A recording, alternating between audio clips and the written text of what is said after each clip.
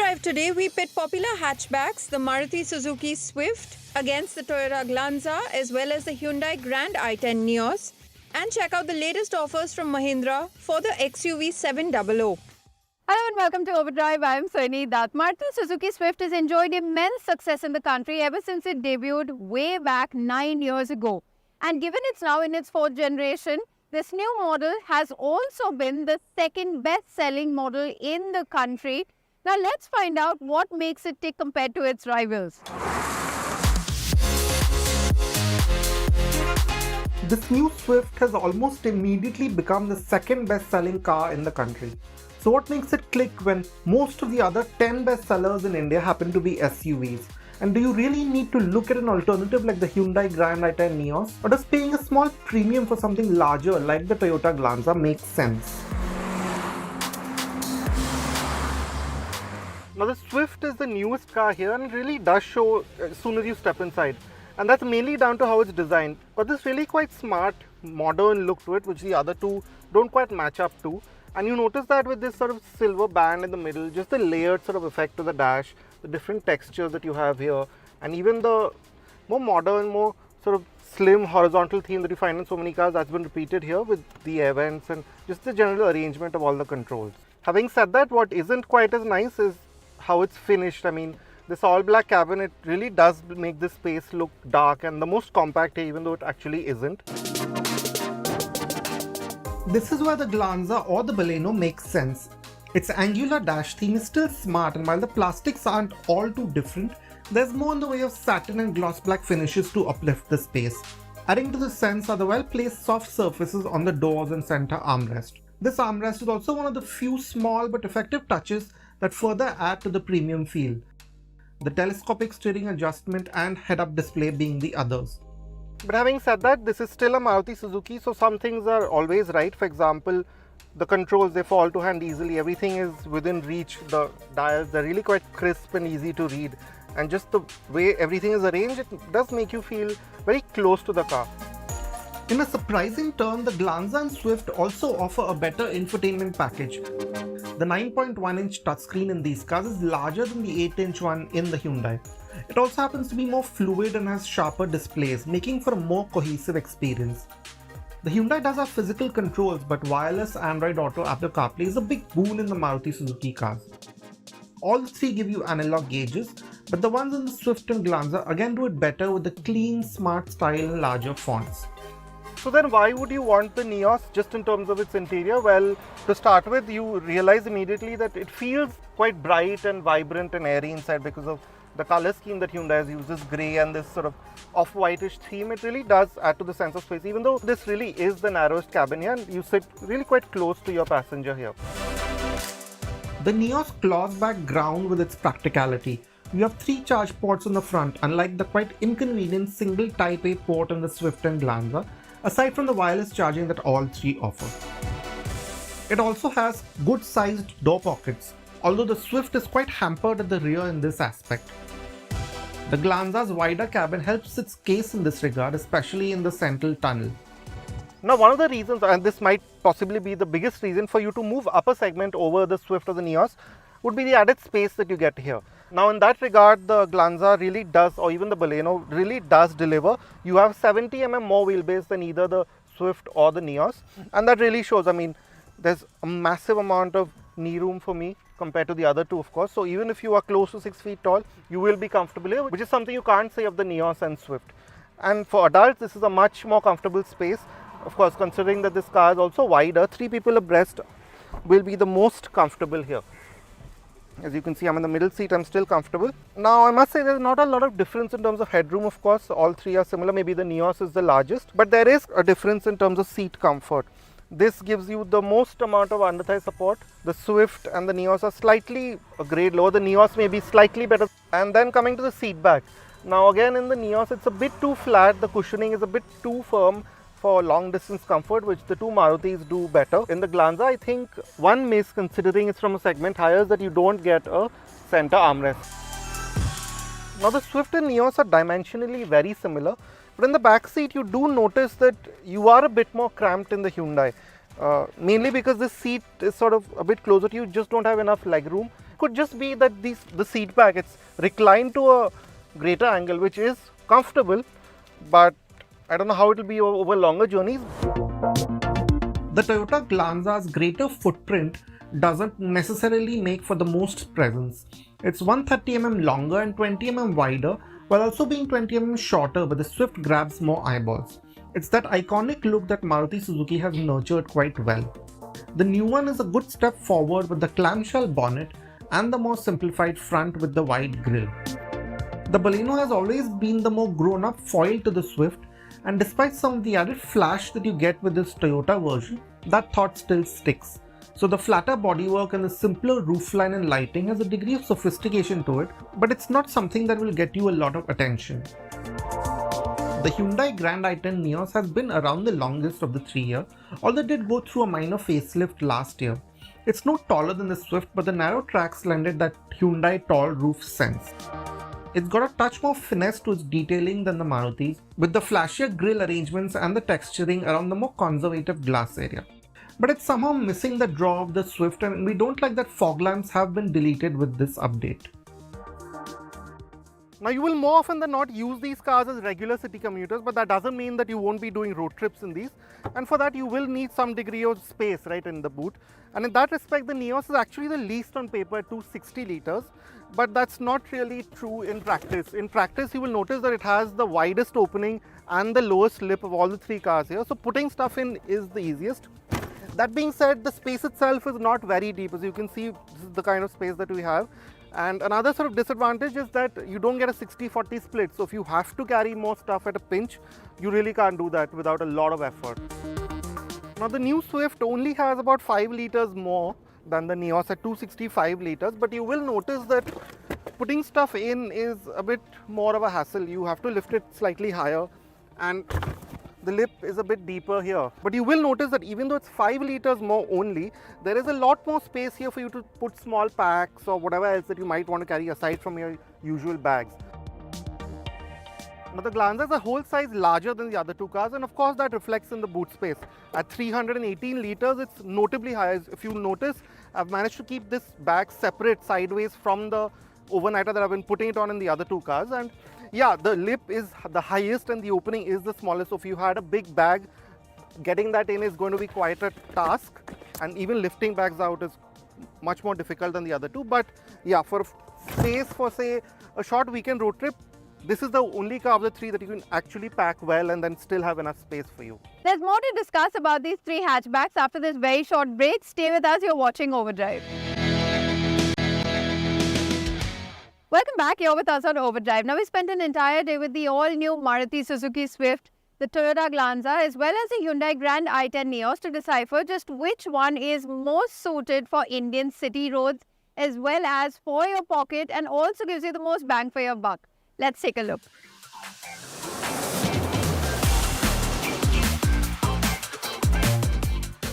Now this is the Swift, so it's not surprising that this also feels the sportiest when you first get into it. For example, the dash, the way it's curved out, so that gives you a sense of closeness just to the whole experience. Same way in which the center console is sort of angled towards you quite noticeably, that also helps. You sit also reasonably lower than the Nios for sure, and very similar to the Glanza, so all of those make you feel that this is a car that likes to be driven. But of course, the big change with this generation of the Swift is that new Z series engine. And yeah, on paper, there is a distinct disadvantage to the Glanza, the older K series that it replaces. It's lost one cylinder and makes 8 PS and 1 Newton meter less than the 90 PS and 113 Newton meter of the older motor. In a broader sense, it's now right in the ballpark of the Nios with its 83 PS and 114 Nm. But our real-world performance tests show that there's more nuance to this.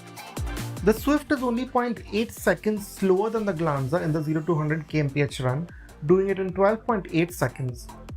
But more surprisingly, the two managed identical acceleration times in gear, so there hasn't been a great performance dip in practice. The Nios performed the best in our braking tests, taking the least distance to stop. The Swift was not up to the mark. It took a longer distance than even the Glanza and would also lose composure in panic braking. We couldn't get our hands on a manual Nios, which makes its numbers not fully relevant to the other two, but we think the Hyundai should be within this range when spec'd with the manual. The AMT is great for new drivers of course, but it must be said that even with the manuals, the Maruti Suzuki derived cars here are easy to get used to. You can drag them along in a high gear often and the controls are light and precise. The clutch doesn't take too much effort and the gear shifts feel the same with their well-judged throws and precise action. But I must say that the Swift, compared to the other two engines here, really does feel the peppiest of the line. So when highway driving, the Glanza is the easiest to extract performance out of. But does this still justify an entirely new engine? One of the main draws seems to be the astounding efficiency. We managed over 25.7 kmpl on the highway in the Swift, a notable improvement over the Glanza. There are similar improvements in the city numbers. The Swift managed 19.2 kmpl here, while the Glanza did 17.9. The Glanza is only 10 kgs heavier than the Swift, so the gains have come largely from the engine. Now, as has always been the norm, the Hyundai is some way behind with its 14.2 kmpl city and 20.1 kmpl highway figures. Now the Swift may have that boy racer-ish image of being a great driver's car, but I must say that in this comparison, I find that the Glanza seems to find a better balance between all things considered. The Glanza's longer wheelbase and steering that still has some trouble recentering means it doesn't quite have the fizz of the Swift, but it does have a more secure overall sense to it. So it's still poised around bends but feels quite a bit more planted than the other two on a high-speed cruise. The larger and wider wheels are a factor. The other two don't quite handle wavy tarmac as well, making for slightly more tiring long-distance driving. Now as for the Nios, it wasn't the sharpest handler ever, and that continues as it's a great city car, I must say, with its dimensions and with a quite light steering. It's probably the easiest to maneuver in traffic, which is great. But you never quite feel as connected to it as you do in either of these Marutis or Toyotas. Now these new generation of Maruti Suzukis, at lower speeds, it feels the more polished of all the three cars here. And yeah, as long as the road is fine, that sense continues pretty much unchanged, which is great for the same price or maybe even lesser. You're getting a car that feels more premium. But I must say that when the road does become worse, you do feel the bumps a bit more, and especially the bigger bumps, they seem to thud through. All three of them actually do a good job. The Glanza more often than the Nios. The Nios is noisier more often. At rupees 10 lakh on road, this Nios AMT undercuts the manual Swift, which makes for a great deal. But we think the 10.63 lakhs for the Swift is well worth it. You don't quite get the quality or refinement, but there's better tech on board and the driving experience makes journeys generally more engaging and comfortable. But the big draw for owners will be the significant efficiency advantage. You will make up the added upfront cost over the course of your ownership cycle. But we think the Glanza is the most complete package. Yes, you can choose the Swift, but push your budget a bit more to rupees 11.63 lakh, and this jump makes its value felt. It's a genuine family car, has some great headlining features, and drives more maturely in a greater number of real-life scenarios.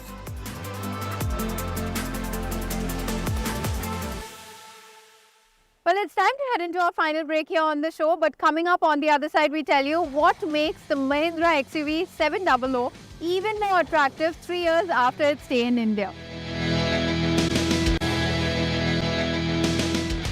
Welcome back, you're with us at Overdrive. The Mahindra XUV700 celebrates 2 lakh units in its 3rd year anniversary, and it also offers some interesting offers in its top-of-the-line AX7 variants, making that luxurious product even more accessible to its customers.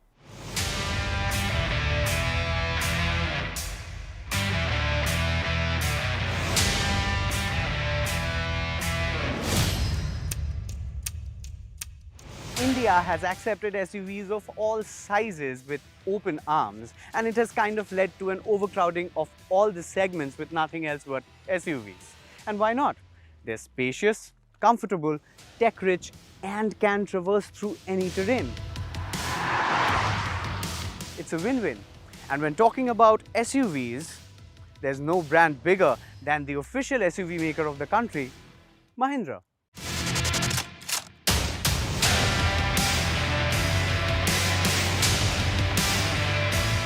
Mahindra as a brand has seen significant growth and development over the last few years. The XUV700 was launched 3 years back, and on the eve of its third year anniversary, it celebrates a whopping 2 lakh units produced already. And that is nothing but massive growth in less than 3 years.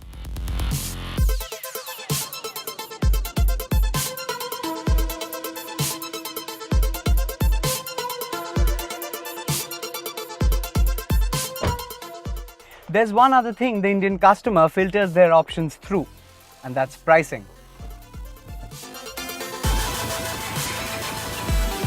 And in terms of pricing, Mahindra has hit the gold spot with one of the most lucrative price offerings. This celebratory season, Mahindra is offering their XUV700 AX7 range starting from 19.49 lakhs going up to 24.99 lakhs.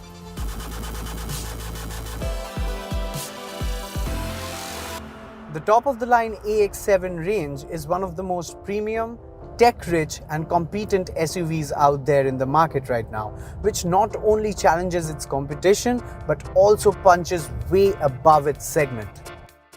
With premium features starting from a 26.03cm dual HD super screen in an intelligent cockpit, 6-way power driver's seat with memory, ventilated seats with uber plush interiors, it makes the moment you step into an XUV700 memorable and quite luxurious. Also, did I tell you about the panoramic sunroof? Just a sec. Alexa, open sunroof. Okay. Nice.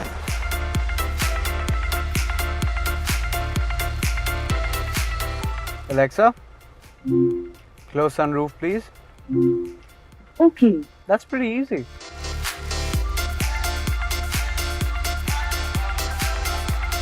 That's not all. The XUV700 is the first car in India to have built-in Alexa features, which along with the IntelliControl knob makes it easy and accessible for you to enjoy your drive while being in absolute control of the infotainment. The 12-speaker Sony sound system elevates the cabin and makes you feel like you are in a premium vehicle. In terms of safety, Mahindra struck gold when the XUV700 was rated 5 stars on the GNCAP with the array of safety features it has in it. Level 2 ADAS with adaptive cruise control, driver drowsiness detection, 7 airbags and 360-degree vision. All of this comes into play to let the XUV700 achieve the moniker of one of the safest SUVs in the market.